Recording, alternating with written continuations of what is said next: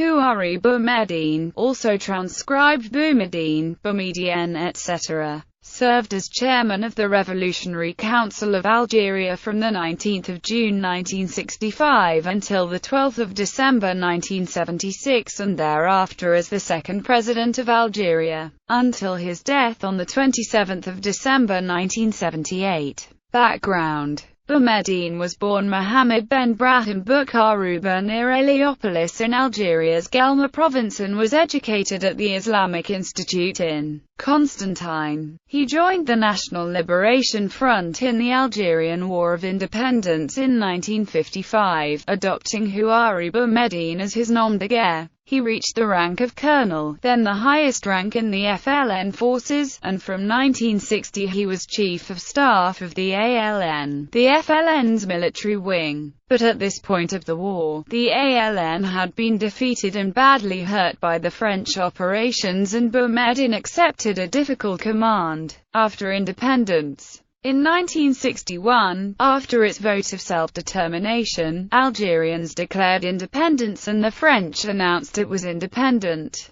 Boumediene headed a powerful military faction within the government, and was made defense minister by the Algerian leader Ahmed Ben Bella, whose ascent to power he had assisted as chief of staff. He grew increasingly distrustful of Ben Bella's erratic style of government and ideological puritanism, and in June 1965, Boumediene seized power in a bloodless coup. The country's constitution and political institutions were abolished, and he ruled through a revolutionary council of his own, mostly military supporters. Many of them had been his companions during the war years, when he was based around the Moroccan border town of Oujda, which caused analysts to speak of the Oujda group.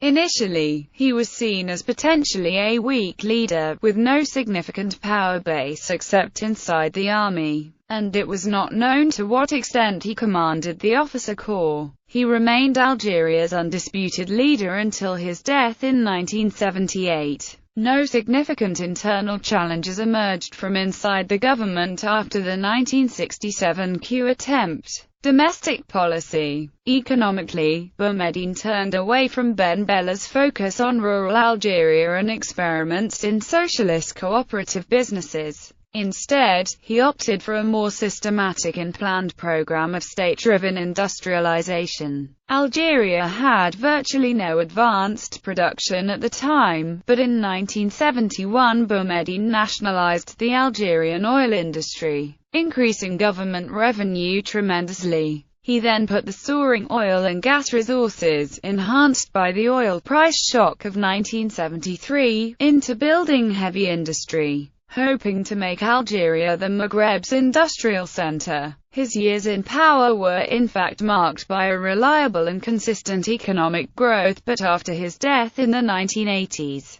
the drop in oil prices and increasingly evident inefficiency of the country's state-run industries prompted a change in policy towards gradual economical liberalization. In the 1970s, along with the expansion of state industry and oil nationalization, Boumediene declared a series of socialist revolutions, and strengthened the leftist aspect of his administration. A side effect of this was the rapprochement with the hitherto suppressed remnants of the Algerian Communist Party, whose members were now co-opted into the government, where it gained some limited intellectual influence. Although without formal legalization of their party, Algeria formally remained a single-party state under the FLN. Political stability reigned, however, as attempts at challenging the state were generally nipped in the bud. As chairman of the Revolutionary Command Council, Boumediene and his associates ruled by decree. During the 1970s, constitutional rule was gradually reinstated and civilian political institutions were restored and reorganized. Efforts were made to revive activity within the FLN, and state institutions were re-established systematically, starting with local assemblies and moving up through regional assemblies to the national level, with the election of a parliament. The process culminated with the adoption of a constitution that laid down Algeria's political structure. This was preceded by a period of relatively open debate on the merits of the government-backed proposal. Although the constitution itself was then adopted in a state-controlled referendum with no major changes, the constitution reintroduced the office of president, which Boumediene entered after a single-candidate referendum in 1978.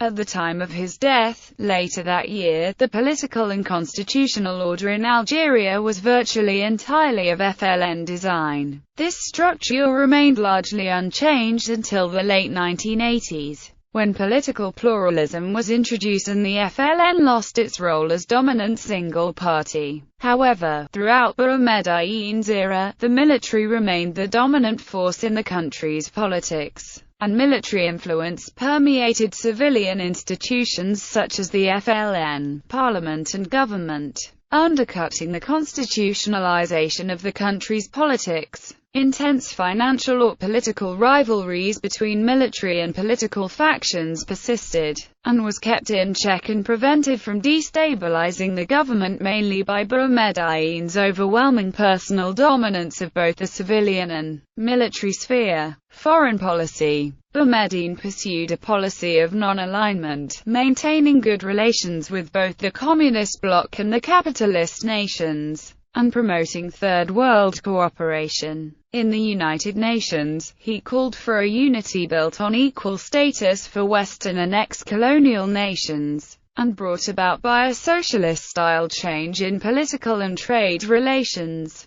He sought to build a powerful Third World bloc through the non-aligned movement, in which he became a prominent figure. He unconditionally supported freedom fighters, justice and equality seekers. He offered logistic assistance to anti-colonial movements and other militant groups across Africa and the Arab world, including the PLO, ANC, SWAPO and other nations. A significant regional event was his 1975 pledge of support for an Western Saharan self-determination, admitting Sahrawi refugees and the Polisario Front National Liberation Movement to Algerian territory, after Morocco and Mauritania claimed control over the territory. This ended the possibility of mending relations with Morocco, already sour after the 1963 Sand War. Although there had been a modest thaw in relations during his first time in power, the heightened Moroccan-Algerian rivalry and the still unsolved Western Sahara question became a defining feature of Algerian foreign policy ever since and remains so today. Death. In 1978, his appearances became increasingly rare. After lingering in a coma for 39 days, he died in Algiers of a rare blood disease, Waldenstrom's macroglobulinemia, following unsuccessful treatment in Moscow. Rumors about his being assassinated or poisoned have surfaced occasionally in Algerian politics.